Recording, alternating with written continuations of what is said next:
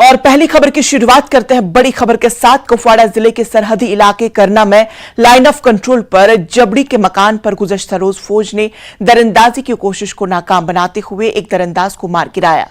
मारे गए दरअंदाज की लाश बरामद कर ली गई है। मारे गए दरअंदाज के कब्जे से भारी मिकदार में असला बारूद बरामद किया गया है। वाज़ेह है कि जुमेरात के दरमियानी रात लाइन ऑफ कंट्रोल पर दरअंदाजी का वाकया पेश आया था। फौजी तर्जुमान का कहना है कि फौज लाइन ऑफ कंट्रोल पर किसी भी चैलेंज से निपटने के लिए तैयार है और दुश्मन के किसी भी मंसूबे को कामयाब होने नहीं दिया जाएगा। मारे गए दरअंदाज के कब्जे से 3 AK राइफल्स और 6 मैगजीन, AK राइफल के 200 जायद राउंड्स, 3 पिस्तौल के साथ 3 मैगजीन, 2 चीनी किस्म के दस्ती बम और दीगर अशिया बरामद की गई है।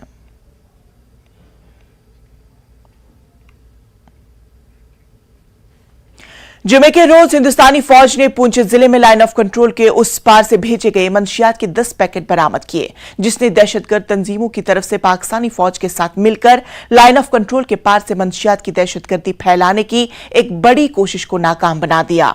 सर्च ऑपरेशन के दौरान सुराखे रसा कुत्तों की मदद से हिंदुस्तानी हुदूद में छुपाई गई मंशियात के 10 पैकेट बरामद कर लिए गए।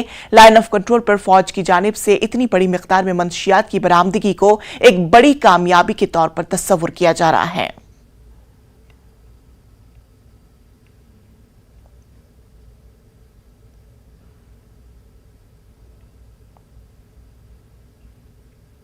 वायनाड से कांग्रेस लीडर राहुल गांधी की रुकनीत मंसूख कर दी गई है। इस हवाले से सियासी गलियारों में हलचल मच गई है। एक तरफ बीजेपी इसका दिफा करती नजर आ रही है तो दूसरी तरफ कांग्रेस मुसलसल हमलावर है।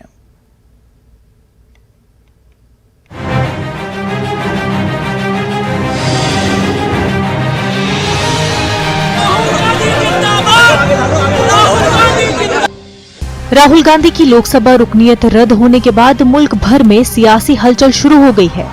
कांग्रेस ने मोदी हुकूमत पर शख्सी आजादी को छीनने का इल्जाम लगाया है और कहा है कि बीजेपी असल मुद्दों से ध्यान हटाने के लिए ये सब कर रही है। मुल्क में जमहूरियत का कत्ल हो रहा है। दूसरी जानिब बीजेपी का कहना है कि कांग्रेस अदालत को भी अपनी जेब में रखना चाहती है। मुल्क कानून से चलता है। क्या गांधी परिवार अपने लिए अलग IPS चाहती है? कि जानबूझकर बार बार सोच समझकर एक सूझे बूझे तरीके से इस सरकार ने हर गणतांत्रिक संस्था को खत्म करने का प्रयत्न किया है, उसको चोक करने का प्रयत्न किया है, उसमें रोकथाम करने का प्रयत्न किया है। सबसे बड़ी संस्था उनके मायने में जो उनके लिए बाधा है वो है स्वतंत्र निष्पक्ष निडर बोलना, बोलचाल, जो हमारे संविधान की एक महत्वाकांक्षा ही नहीं, एक मानव अधिकार है मूलभूत। इस सरकार ने, इस केस की बात नहीं कर रहा हूं मैं श्री राहुल गांधी की, सैकड़ों केसेस में 2014 के बाद ऐसे येन केन प्रकारेण कदम उठाए हैं जो हर नागरिक के स्वतंत्र निडर बोलने के अधिकार क्षेत्र में बाधा डालें। 3 साल थे इनसे माफी मांगने के लिए, किसी से माफी तक नहीं मांगी। मोदी जी के ऊपर एक बार नहीं बार बार अपशब्दों का उपयोग करना, अपमानित करना इनकी आदत बन गई। लेकिन एक बड़े वर्ग को, ओबीसी समाज को इस तरह से करना। दूसरा, ये वायनाड के सांसद बने तो उन्होंने अमेठी वालों के बारे में अपशब्द, नॉर्थ इंडियंस के बारे में अपशब्द बोल दिए, आप भूले नहीं होंगे। यही नहीं, जम्मू कश्मीर गए तो वहां पर जाकर भी वहां पर बांटने का काम किया कि लोकल को नौकरी मिले और सब जगह इस तरह की बातें करनी शुरू कर दी। अरे बाकी तो छोड़िए, ये असम के चुनाव में गए तो चाय की बात करके गुजरात और उसमें दरार पैदा करना शुरू कर दिया। यहां कहां रुके? ये भारत को एक यूनियन ऑफ स्टेट्स भी कहते हैं और देश के बाहर जाकर भी भारत को कह देते हैं India is like a European union. या तो इनको देश के फंडे क्लियर नहीं है, खुद ज्यादा के जानबूझ के ऐसे बयान देते कि मीडिया की सुर्खियों में बने रहें। और ये लगातार कश्मीर के बारे में जो कहना, जो 370-35 से नेहरू जी की देन थी, जो इनके कारण बेड़ा गर्क वहां पे हुआ था, लोगों की जानें गई, उससे बचाने का काम मोदी जी की सरकार ने किया।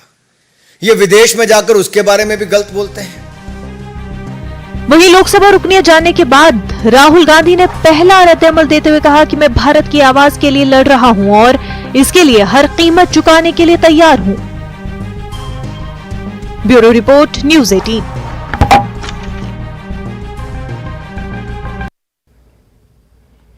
कस्बा पांपोर और कस्बा खरियू में माह रमजान का मुकद्दस महीना शुरू होने के साथ ही ग्राफ फरोशी अरूज पर पहुंच गई है और इसी सिलसिले में तहसीलदार पांपोर जुबैर अहमद की हिदायत पर महकमे उमूर सारिफीन, म्युनिसिपैलिटी और महकमे रेवेन्यू ने दोनों कस्बों में मार्केट चेकिंग अंजाम दी और ग्राफ फरोशी में मुलविस दुकानदारों से जुर्माना वसूल किया गया। तहसीलदार के मुताबिक चेकिंग माह रमजान की आखिरी अयाम तक जारी रहेगी।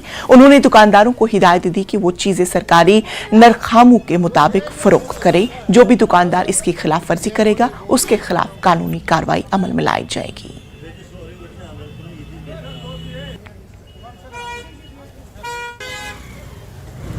पांपोर टाउन में और खरियू टाउन में दोनों जगह पर मार्केट चेकिंग किया है। इस ज़मीन में चूँकि माह मुकद्दस महीना चल रहा है और यहाँ पर डिफरेंट क्वार्टर से में शिकायत मौसूल हो रही थी कि सब्ज़ी बेचने वाले या मीट शॉप्स या जितनी भी एसेंशियल कमोडिटीज़ बेचते हैं उन्होंने थोड़ा सा रेट्स हाइक की है। तो इस ज़मीन में हमने नोटिस लेते हुए आज की डेट में पांपोर टाउन और खरियू टाउन में मार्केट चेकिंग की मुहिम का आगाज़ किया है। आपकी वसादत से मैं तमाम बाशिंदगान या जितने भी हमारे भाई ट्रेड्स में मुंसलिक हैं, शॉपकीपर्स हों, उनसे मेरी मुतबाना गुजारिश है कि आप जितने भी गवर्नमेंट अप्रूव्ड रेट्स से कमोडिटीज़ के अपने रेट लिस्ट जो है वो डिस्प्ले करें अपने शॉप्स के पास। बसूरत दीगर आपके खिलाफ सख्त से सख्त कानूनी कार्रवाई अमल में लाई जाए। सयाहती मकाम गुलमर्ग में ताजा बर्फबारी हुई है। गुलमर्ग के कंगड़वाड़ी और अफरवट की पहाड़ियों पर भी अच्छी बर्फबारी हुई। गुलमर्ग में मौजूद सयाहों ने ताजा बर्फबारी देखकर काफी खुशी का इजहार किया। सयाहों का कहना है कि मार्च के आखिरी दिनों में बर्फबारी होना उनके लिए एक नया तजुर्बा और यादगार लम्हा है। उधर मैदानी इलाकों में कल शाम से ही बारिश हुई, जिसकी वजह से सर्दी में इजाफा हुआ।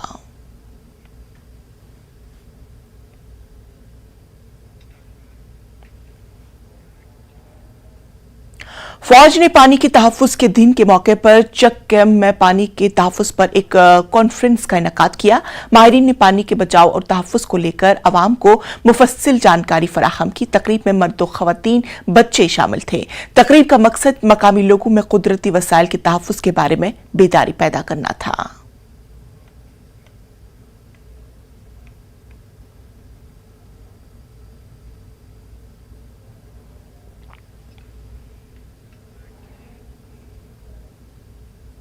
जम्मू कश्मीर में होने वाले बुनियादी ढांचे की तरक्की का जिक्र करते हुए समाजी व सियासी कारकुन तस्लीमा अख्तर ने स्विट्जरलैंड के जेनेवा में यूएन के एक इवेंट के दौरान म्युनिसिपल इदारों को वादी की तरक्की की बुनियाद रखने का सहरा दिया।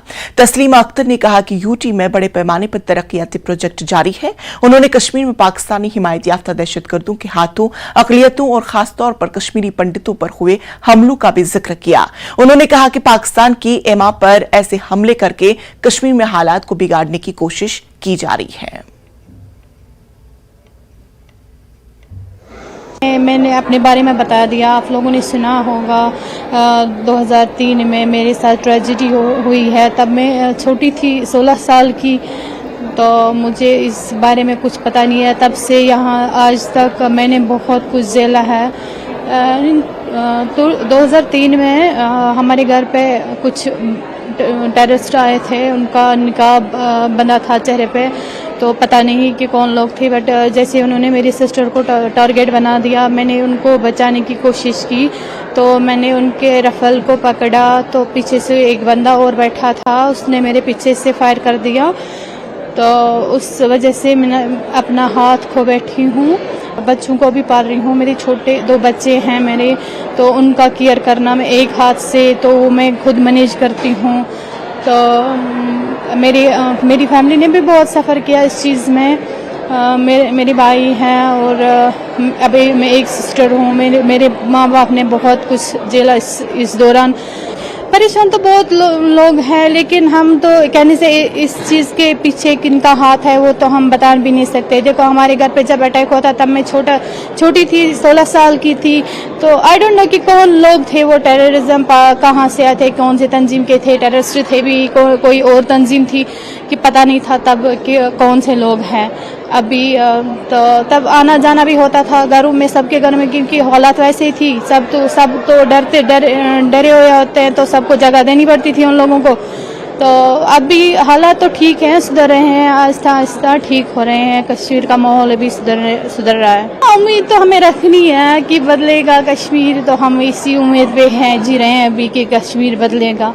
हमने यहाँ पर UNHRC में उन लोगों की आवाज़ उठाई है जिनको अभी तक दबाया जा रहा था, जो खुद की आवाज़ अपनी आप बीती खुद भी नहीं सुना पाते थे किसी को। एक वो दौर था दहशत का, उधर खौफ था उनके दिलों में, अभी भी है, कि जो अपनी आवाज़ उठाने से डरते हैं, जो अपनी जस्टिस मांगने से डरते हैं। मैं तो बहुत ही शुक्रगुजार हूँ और मैं सल्यूट करती हूँ अपने honourable prime minister Shri Narendra Modi ji को और honourable home minister Amit Shah sahab को, कि जिन्होंने 2-3 साल से बहुत ही अच्छा माहौल कश्मीर में पैदा किया है। बहुत ही अच्छी डेवलपमेंट आई है कश्मीर में। आर्टिकल हटने के बाद से जो शुरू हुई है कश्मीर की कहानी, वो कुछ अलग ही रंग लाई है। जैसे देखा जाएगा कि इससे पहले कश्मीर में वो डेवलपमेंट कभी नहीं हो रही थी, जो रोड के हवाले से अभी हो रही है। हर जगह जो फार फ्लंग एरियाज़ है वहाँ तक रोड पहुँच रहे हैं, मैग्नेमाइज्ड हो रहे हैं, और इलेक्ट्रिसिटी की बड़े बड़े प्रोजेक्ट्स कश्मीर में बन रहे हैं। और स्पेशली टूरिज़्म के हवाले से जानी मानी सी जगह है कश्मीर, जन्नत बेनज़ीर वाकई। तो वहाँ पर अभी टूरिज़्म के हवाले से बहुत बड़े बड़े प्रोजेक्ट्स आ रहे हैं, और जिनकी वसादत से हमें उम्मीद है कि कश्मीर का यूथ भी वहाँ पर एडजस्ट हो पाएगा, और कश्मीर की यूथ को भी बेरोज़गारी उस चीज़ से दूर हो जाएगी। और हम सल्यूट करते हैं अपनी इंडियन गवर्नमेंट की आइडियोलॉजी को, जो उन्होंने आइडियोलॉजी रखी, और जो अभी G20 का चल रहा है मंसूबा हमारे ऑल इंडिया के अंदर या हमारे JNK के अंदर।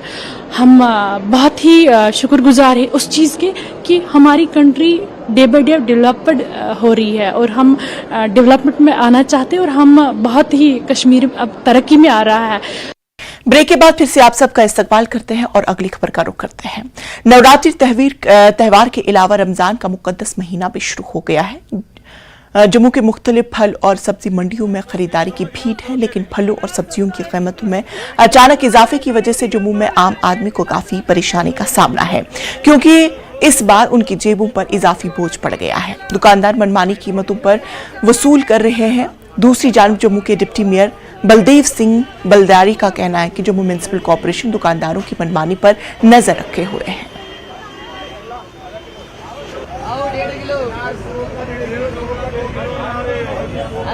जहां एक तरफ नवरात्रि फेस्टिवल है, वहीं रमजान का महीने की भी शुरुआत हो चुकी है, और जो मार्केट में सबसे ज्यादा जो खरीद होती है वो सब्जियों की होती है, फ्रूट की होती है। लेकिन इस माह रमजान के महीने में जो सब्जियों के दाम हैं या फ्रूट के दाम हैं वो आसमान छूने लगे हैं, जिससे आम इंसान की बोझ पे अतिरिक्त जो है वो बर्डन आया है। हमारे साथ कई लोग हैं, जिस तरह से रमजान के महीने में जो आम दिनों में हम सब्जी लेते हैं, फ्रूट लेते हैं, कितना इसमें इजाफा आया है?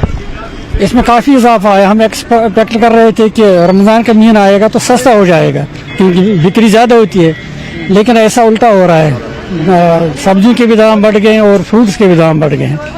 देखिए, कॉमन मैन पर काफ़ी बोझ पड़ रहा है। चले सर्विस सेक्टर में कोई हो या कोई कारोबारी हो, उसको तो इतना फ़र्क नहीं पड़ गया, लेकिन जो कॉमन पीपल है तो उनके लिए जो ये महंगाई हो गई है तो ये बहुत ही मुश्किल उनका अफोर्ड करना। सरकार से क्या चाहेंगे? कमेटियां बननी चाहिए जो कि इस पे एक चेक रखें। बिल्कुल, वो कमेटियां बननी चाहिए, उस पर चेक होना चाहिए। जो मतलब विजिट उन पुलिस पर होना चाहिए कि कैसे दाम, कैसे किस तरह बेच रहे हैं। गवर्नमेंट थोड़ा चेक एंड बैलेंस रखे ना।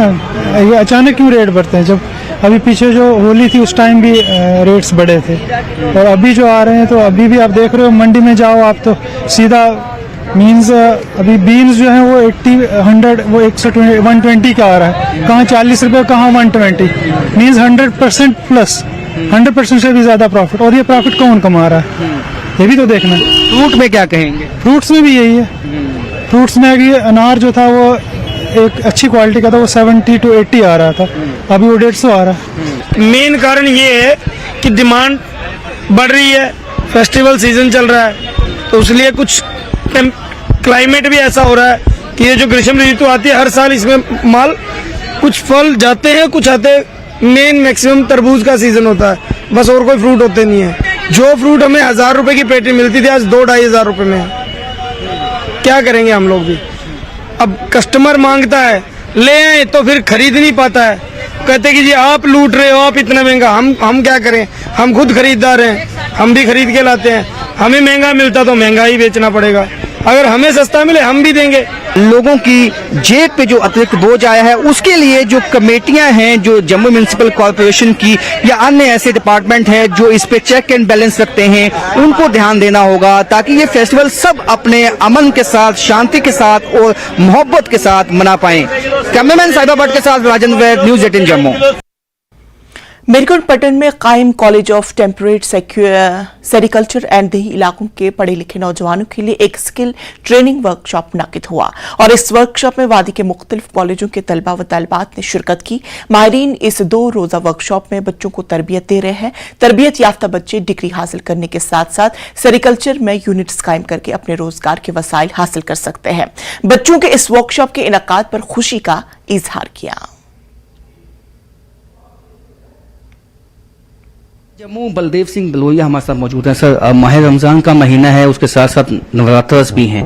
ऐसे में जो वेजिटेबल्स हैं, फ्रूट्स हैं, उसकी जो प्राइसेस हैं वो एक जगह काफी उछाल उसमें देखने को मिला। हालांकि जो शॉपकीपर्स हैं उनका कहना है कि डिमांड ज्यादा, सप्लाई कम है। तो किस तरह से इसमें समन्वय बना रहे, आपकी कोशिश है?